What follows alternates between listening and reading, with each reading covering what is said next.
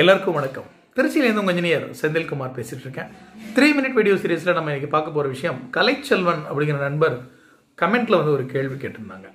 அதாவது இந்த லாஃப்ட் அமைக்கிறது, பெட்ரூம் கிச்சன்லாம் இருந்தால் எத்தனை, ஒரு சைடா 2 சைடா, எவ்வளோ அமைக்கிறது சரியாக இருக்கும் அப்படிங்கிற மாதிரி. அது பற்றின என்னுடைய கருத்துக்கள் இந்த வீடியோவில் நம்ம பார்க்கலாம்.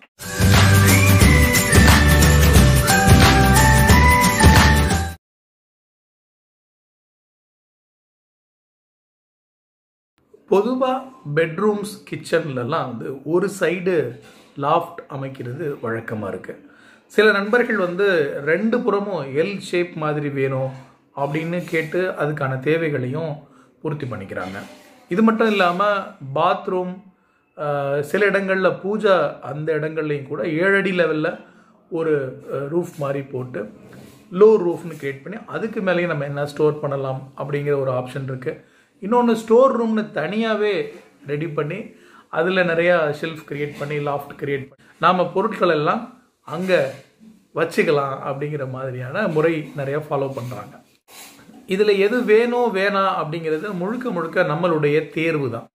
நம்ம வீட்டில் எந்த ஒரு அறைகளையும் வெறுமனே அந்த ஃப்ளோர் ஏரியா அடிப்படையில் மட்டும் பார்க்குறத விட வால்யூமாக பார்க்குறது நல்லது. வால்யூம்னா உயரம் அடிப்படையிலையும் சொல்கிறேன். அதாவது எந்த அளவுக்கு உயரம் அதிகமாக இருக்கோ அதுக்கு தகுந்த மாதிரி அந்த ரூம் பெருசாக தெரியும். வெளிச்சம், காற்றோட்டம் நிறைய இருக்கிறதுக்கான வாய்ப்புகள் இருக்குது. இப்போ நம்ம லாஃப்ட் ஒரு பக்கமோ இல்லை 2 பக்கமோ அந்த மாதிரி கூடுதலாக தேவையானபடி நம்ம அமைக்கும்போது அந்த ரூம் இருக்கிற அளவை விட குறுகியதாக தெரிய ஆரம்பிக்கும். இந்த ஃபீலிங் கிடைக்கும். அந்த எண்ணம் தான் எல்லாத்துக்கும் அடிப்படை நினைக்கிறேன் பொதுவாகவே. ஆகையினால அந்த எண்ணத்தை நம்மக்கிட்ட வராமல் தடுக்கணும்னா இந்த மாதிரியான லாஃப்ட் அமைக்கிறத தவிர்க்கிறது நல்லது. சில இடங்களில் பார்த்தீங்கன்னா மாஸ்டர் பெட்ரூமில் எனக்கு லாஃப்டே வேணாம் அப்படின்னு சொல்லக்கூடிய நண்பர்களும் இருக்கிறாங்க. இல்லை, அதுக்கு தனியாக ஒரு ஸ்டோர் ரூம் மாதிரி வச்சுட்டு அங்கே வச்சுக்கலாம் அப்படின்னு கேட்கக்கூடிய நண்பர்களும் இருக்கிறாங்க.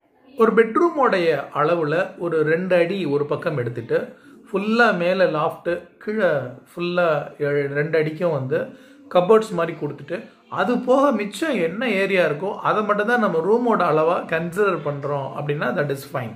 ஆனால் அந்த மாதிரி இடம் ரொம்ப வசதியாக கொடுக்கறதுக்கு எல்லாருக்கும் வாய்ப்பு இல்லை. ஆகையினால நம்ம என்ன பண்ணுறோம், முடிஞ்ச வரைக்கும் நிறையா பொருட்கள் டம்ப் பண்ணுறதுக்கு நமக்கு இடம் வேணும், வீட்டில் இல்லாமல் போயிடக்கூடாதுங்கிறதுக்காக இந்த லாஃப்ட்டை எங்கெல்லாம் வாய்ப்பு இருக்கோ அங்கெல்லாம் வைக்க முயற்சி பண்ணுறோம். இதில் இன்னொரு சைடில் உள்ள சின்ன விஷயம் ஒன்று சொல்ல விரும்புகிறேன். லாஃப்டில் நம்ம வச்சுருக்கிற பொருட்களை எல்லாம் எத்தனை நாளைக்கு ஒரு தடவை நம்ம எடுத்து பயன்படுத்துகிறோம் அப்படின்னு யோசிச்சோம்னா அது ஒரு மிகப்பெரிய கேள்விக்குரிய விஷயமாக தான் இருக்குது. நம்ம நிறைய விஷயம் நமக்கு தேவையான விஷயமா நம்ம நம்பி நிறைய விஷயத்த நம்ம கூடயே சுமந்துகிட்டே இருக்கிறோம். அந்த மெட்டீரியலிஸ்டிக் பொசிஷனில் நமக்கு ஒரு பெரிய ஒரு ஆர்வம் இருக்குது. இந்த பொருள் நம்ம வச்சுக்கணும், இது நமக்கு பின்னாடி தேவைப்படும், இது இவங்க கொடுத்தது, இது நினைவாக இருக்கிறது அப்படின்னு சொல்லிட்டு அந்த எண்ணம் நமக்கு எவ்வளவு ஸ்ட்ராங்காக இருக்குது இல்லை அப்படிங்கிறத பொறுத்து தான் இந்த மாதிரி நம்ம வீட்டில் நிறையா விஷயங்களை சேர்த்து வச்சுக்கிறதுக்கான ஒரு எண்ணம் நமக்கு வருது.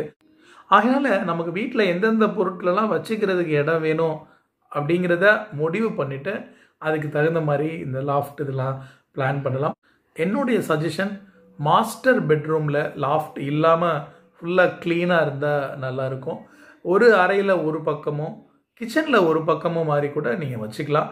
எங்கேயும் லோ ரூஃப் மாதிரி போட்டு அது பாத்ரூமில் தயவு செஞ்சு பண்ணிடாதீங்க. தனியாக வேணால் வாய்ப்பு இருக்கிறவங்க ஒரு ஸ்டோர் ரூம்னு தனியாக வச்சு அங்கே ஸ்டோர் பண்ணி வச்சுக்கோங்க. இப்போ உங்கள் வீட்டில் லாஃப்ட்டு எந்த இடத்துல இருக்குது, அது எந்த அளவுக்கு உங்களுக்கு உண்மையிலேயே தேவையாக இருக்குது, லாஃப்ட் அதிகமாக வைக்கிறத பற்றி நீங்கள் என்ன நினைக்கிறீங்க? உங்கள் கருத்துக்களை கமெண்ட்டில் சொல்லுங்கள். இதை படிக்கக்கூடிய நண்பர்களுக்கு அந்த விவாதம் நிச்சயமாக பயனுள்ளதாக இருக்கும். Thanks for watching this video.